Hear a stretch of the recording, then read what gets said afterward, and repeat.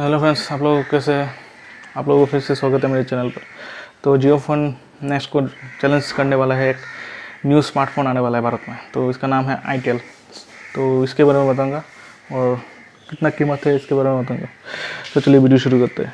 तो आईटेल भारत का सबसे 7,000 रुपये से कम कीमत वाला बेस्ट स्मार्टफोन ब्रांड है और इसको टक्कर देने वाली जियो फोन नेक्स्ट को टक्कर देने वाली है आईटेल स्मार्टफोन।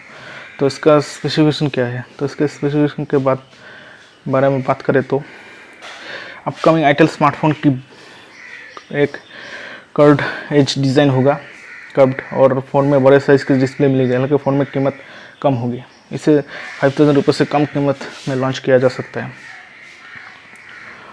और तो इसका बैटरी होगा, तो इसके बैटरी की बात करें तो आईटेल स्मार्टफोन का सिक्योरिटी फीचर्स के तौर पर फिंगरप्रिंट और फेस अनलॉक सपोर्ट दिया जाएगा।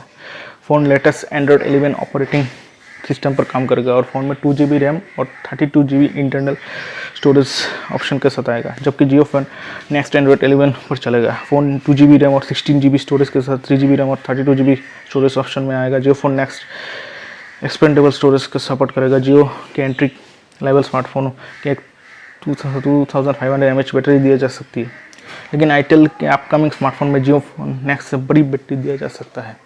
तो काफ़ी अच्छा स्मार्टफोन है, तो भारत में लॉन्च होने वाला है और 8 मेगापिक्सल का डुअल कैमरा के साथ सपोर्ट मिलेगा। तो अच्छा स्मार्टफोन है आईटेल।